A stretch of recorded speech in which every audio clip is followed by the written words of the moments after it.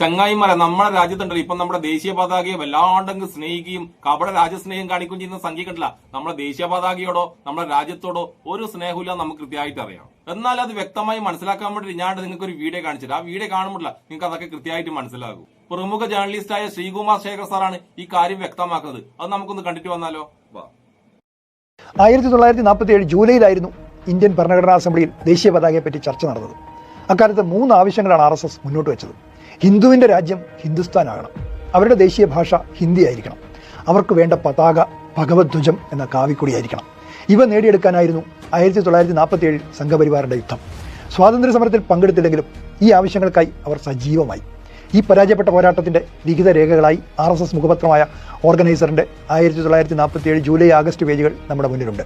ത്രിവർണ്ണ പതാക അംഗീകരിക്കപ്പെടും എന്ന ഘട്ടം വന്നതോടെ മുഖപ്രസംഗം മുതൽ കത്തുകളിൽ വരെ പതാകയ്ക്കെതിരെ RSS ചീറ്റിയ തീയും വിഷവും ആ താളുകളിൽ കാണാം. ഈ ഭഗവത്ധ്വജം എന്ന പേരുള്ള കാവിക്കൊടി നമുക്ക് പരിചയമുള്ളത് അമ്പലമുറ്റങ്ങളിൽ RSS ശാഖയിൽ കണ്ടാണ്. കൊടിയെ ഗുരുവായി കരുതി അതിനു ചുറ്റുമാണ് കസർത്ത്. വടക്കേ ഇന്ത്യയിൽ ചില ക്ഷേത്ര ഗോപുരങ്ങളിലും ഈ കൊടി പാറുന്നു. RSS അതിന് വലിയ പവിത്രത കൽപ്പിക്കുന്നുണ്ട്. ജൂലൈ 17 മുഖപ്രസംഗത്തിൽ ഈ കൊടിയുടെ മഹത്വത്തെപ്പറ്റി ഓർഗനൈസർ വാചാലരാകുന്നത്. ത്രിവർണ്ണ പതാകയെ കോൺഗ്രസ് കൊടി എന്നാണ് മുഖപ്രസംഗം വിവരിച്ചത്. എല്ലാവർക്കും സ്വീകാര്യമായ പതാക അംഗീകരിക്കുന്നുവെന്ന അസംബ്ലിയുടെ വാദത്തോടാണ് ഓർഗനൈസർ ഏറ്റവും രൂക്ഷമായി പ്രതികരിക്കുന്നത്. പത്രം എഴുതുന്നത് ഇങ്ങനെ: അസംബന്ധമാണിത്. പതാക രാഷ്ട്രത്തെ പ്രതിനിധീകരിക്കുന്നു. ഹിന്ദുസ്ഥാനിൽ ഒരേ ഒരു രാഷ്ട്രമേ ഉള്ളൂ. 5000 വർഷത്തിലേറെ നീണ്ട അഭേദ്യമായ ചരിത്രമുള്ള ഹിന്ദു രാഷ്ട്രം. അതാണ് രാഷ്ട്രം. പതാക ആ രാഷ്ട്രത്തെ മാത്രവും പ്രതീകമാക്കണം. എല്ലാ സമുദായങ്ങളുടെയും ആഗ്രഹങ്ങളും അഭിലാഷങ്ങളും തൃപ്തിപ്പെടുത്തുക എന്ന ലക്ഷ്യത്തോടെ പതാക തിരഞ്ഞെടുക്കാനാവില്ല. കാവിക്കൊടിയുടെ മഹത്വം ഏറെ വിവരിച്ച ശേഷം മുഖപ്രസംഗം അവസാനിക്കുന്നത് ഇങ്ങനെയാണ്: പതാക, അതായത് ഭഗവത്ധ്വജം, ഇതിലെ ഈ സവിശേഷമായ ചാരുതയും മഹത്വവും ഗാംഭീര്യവും കണ്ടെത്താനോ വിലമതിക്കാനോ കഴിയാത്തവർ അജ്ഞരോ ദുരുദ്ദേശമുള്ളവരോ മാത്രമാണ്. ഈ പതാകയ്ക്ക് മാത്രമേ ഹിന്ദുസ്ഥാന്റെ യഥാർത്ഥ ദേശീയ പതാകയാകാൻ കഴിയൂ. അതുമാത്രമായിരിക്കും രാഷ്ട്രത്തിന് സ്വീകാര്യമായ പതാക. ജനങ്ങളുടെ ഈ ആഗ്രഹം നടപ്പാക്കുന്നതാണ് ഭരണഘടനാ നിർമ്മാണ സഭയ്ക്ക് ഉചിതം. എന്തായാലും ഈ മുന്നറിയിപ്പൊന്നും ഏശിയില്ല. 1947 ജൂലൈ 22 ത്രിവർണ്ണ പതാക എന്ന നിർദ്ദേശം ജവഹർലാൽ നെഹ്റു മുന്നോട്ട് വയ്ക്കുകയും ഭരണഘടനാ അസംബ്ലി അത് അംഗീകരിക്കുകയും ചെയ്തു. തുടർന്നുള്ള ലക്കങ്ങളിലും പതാകയ്ക്കെതിരായ ആക്രമണം ഓർഗനൈസർ തുടർന്നു. ആഗസ്റ്റ് 7 ലക്കത്തിൽ പതാകയ്ക്കെതിരെ VD സവർക്കർ നൽകിയ പ്രസ്താവന പത്രത്തിൽ പൂർണ്ണ രൂപത്തിലുണ്ട്. രാജ്യത്തിന്റെ യാതൊരു അംഗീകാരവും ഇല്ലാത്തൊരു പാർട്ടി, അതായത് കോൺഗ്രസ്, ദേശീയ പതാകയായി അംഗീകരിച്ച അത്തരമൊരു പതാകയെ ഒരു യഥാർത്ഥ ദേശീയവാദിക്ക് എങ്ങനെ അഭിവാദ്യം ചെയ്യാനാവും? ഇല്ല, ഹിന്ദുസ്ഥാന്റെ ആധികാരിക പതാക ഭഗവത്ധ്വജം അല്ലാതെ മറ്റൊന്നും ആകാൻ കഴിയില്ല. സവർക്കർ ദേശീയ പതാകയെ പൂർണ്ണമായും തള്ളിക്കളയാണ്.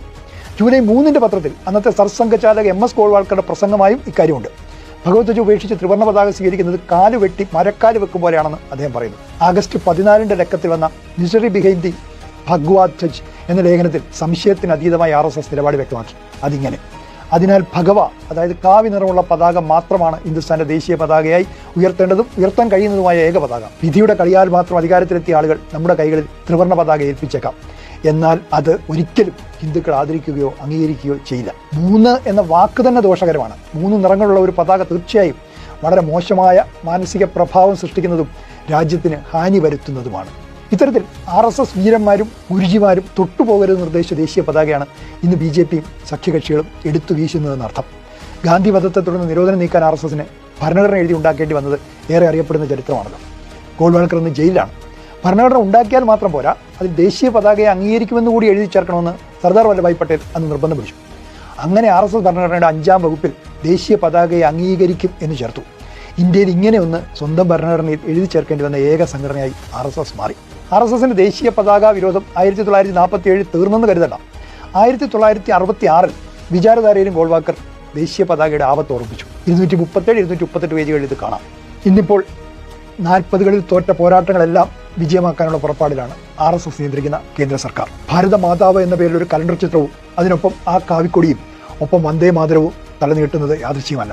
ഇന്ത്യ എന്ന പേര് മാറ്റണമെന്ന ആവശ്യവും ഹിന്ദിക്ക് വേണ്ടിയുള്ള ഫയൽ നീക്കങ്ങളും ഇതിന്റെ ഭാഗമാണ്. 1947 മതേതര ഇന്ത്യ പിന്നോട്ടടിപ്പിച്ച ചുവടുകളൊക്കെ മുന്നോട്ട് വെക്കാനാണ് RSS നീക്കം. രാഷ്ട്രപ്രതീകങ്ങളെ എങ്ങനെ ഭിന്നതയ്ക്കുള്ള വിഷവിഭവമാക്കാം എന്നാണ് അവരുടെ നോട്ടം. നിങ്ങൾ കേട്ടല്ലോ, ഷൂന്നക്കി സവർക്കറും വെങ്സർക്കറും ഗവാസ്കറും ഉണ്ടല്ല, എല്ലാവരും ഉണ്ടല്ല നമ്മളെ നിലവിലെ ദേശീയ പതാക ഇട്ടില്ല അതിനെ എതിർത്തവരാണ്. അവർക്ക് വേണ്ടത് അവരുടെ ആ കാവ്യ സാധനം ഉണ്ടല്ലോ, ആ സാമാനാണ് അവർക്കിട്ടില്ല ദേശീയ പതാകയായിട്ട് വേണ്ടത്. അതിനുള്ള ശ്രമം ഉണ്ടല്ല, പണ്ട് മാത്രമൊന്നല്ല ഇപ്പോഴും ഉണ്ടല്ല, ഇപ്പോഴും അതിനുള്ള ശ്രമം ഉണ്ടല്ല, അവർ പരമാവധി നോക്കുന്നുണ്ട്.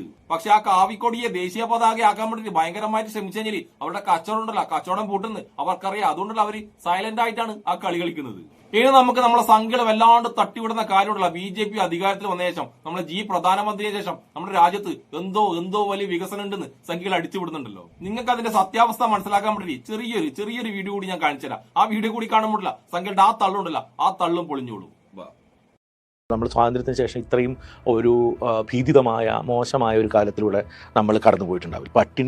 പട്ടിണിയുടെ കാര്യത്തിലായിക്കൊള്ളട്ടെ, പത്രസ്വാതന്ത്ര്യത്തിൻ്റെ കാര്യത്തിലായിക്കൊള്ളട്ടെ, വികസനത്തിൻ്റെ കാര്യത്തിലായിക്കോട്ടെ, ആരോഗ്യ മേഖലയിലായിക്കോട്ടെ, എല്ലാ ഇൻ്റർനാഷണൽ ഇൻഡെക്സുകളിലും ഇന്ത്യ താഴേക്ക് പോയിക്കൊണ്ടിരിക്കുകയാണ്. നമ്മൾ ഈ പറയുന്ന രീതിയിൽ പൊള്ളയായിട്ടുള്ള ദേശാഭിമാനത്തിൻ്റെ കാര്യത്തിൽ മാത്രമാണ് നമ്മൾ ഉയർന്നു നിൽക്കുന്ന ഒരേ ഒരു സ്ഥലം. ബാക്കി എല്ലാ സ്ഥലത്തും നമ്മൾ ഏറ്റവും അധപ്പതിച്ച് വന്നുകൊണ്ടിരിക്കും. അമേരിക്ക പറയുന്ന സ്ഥലത്ത് കുനിഞ്ഞു നിൽക്കുന്ന, അവർ ഒപ്പിടാൻ പറയുന്ന സ്ഥലത്തെല്ലാം ഒപ്പിടുന്ന തികച്ചും പപ്പറ്റായ, ദുർബലനായ, ഒരു അടിമയായ ഒരു ഭരണാധികാരിയായിട്ടാണ് ഇന്ത്യൻ ഭരണാധികാരിയെ ചിത്രീകരിക്കുന്നത്. അഴിമതി എന്നുള്ളത് നമ്മുടെ എല്ലാ സിസ്റ്റത്തെയും കാർന്നു തിന്നുന്ന വലിയ രോഗമായിട്ട് മാറിയിട്ടുണ്ട്. മറ്റേതെങ്കിലും ഒരു സാഹചര്യത്തിലാണെങ്കിൽ, ഏത് സർക്കാരാണെങ്കിലും പരിപൂർണമായും രാജിവെച്ച് അവർ ഇനി ഒരിക്കലും ഭരണത്തിലേക്കോ രാഷ്ട്രീയ പ്രവർത്തനത്തിലേക്കോ തിരിച്ചു വരാത്ത രീതിയിൽ അവരെ ഉന്മൂലനം ചെയ്യേണ്ട വിധത്തിൽ വലിയൊരു അഴിമതിയാണ് ഈ പെട്രോളിയം മേഖലയിൽ നടന്നിട്ടുള്ളത്. നമ്മുടെ അതിർത്തിയിൽ സകല നിയമങ്ങളും കാറ്റിൽ പറത്തിക്കൊണ്ട് അദാനിക്ക്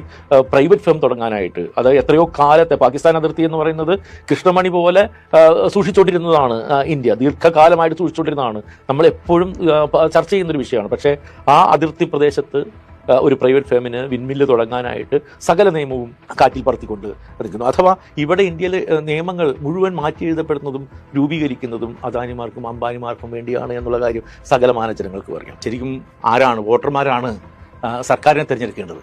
എന്നാണ് ഇപ്പോൾ ഇവിടെ സംഭവിക്കുന്നത്? സർക്കാർ വോട്ടർമാരെ തിരഞ്ഞെടുത്തുകൊണ്ടിരിക്കുകയാണ്.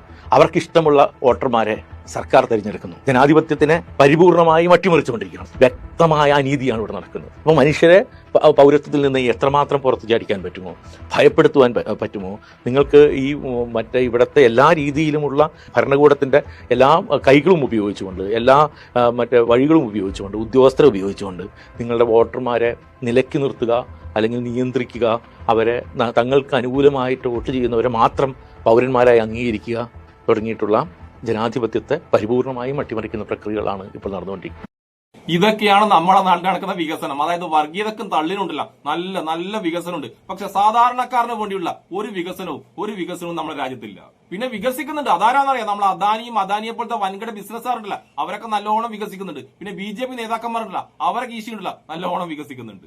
അല്ലാതെ സംഘികൾ പറയുന്ന പോലെ ഒരു നല്ല വികസനം ഉണ്ടല്ല നമ്മൾ ഈ രാജ്യത്ത് നടക്കുന്നില്ല. ഇപ്പൊ BJP പുതിയൊരു പരിപാടിയായിട്ട് ഇറങ്ങിയിട്ടുണ്ട്. അതായത് BJPയോ GU ഒക്കെ വിമർശിക്കുന്നുണ്ടെങ്കിൽ ആ വീഡിയോ ഉണ്ടല്ലോ ഇപ്പോൾ സോഷ്യൽ മീഡിയയിൽ നിന്ന് റിമൂവ് ചെയ്തുകൊണ്ടേയിരിക്കുന്നു. അതുകൊണ്ട് ഇത്തരം വീഡിയോകൾ, BJPയും GU ഒക്കെ വിമർശിക്കുന്ന ഇത്തരം വീഡിയോകൾ സോഷ്യൽ മീഡിയയിൽ ഇനി എത്ര കാലം ഉണ്ടാകുന്നു ദൈവത്തിന് മാത്രമേ പറയാൻ പറ്റൂ.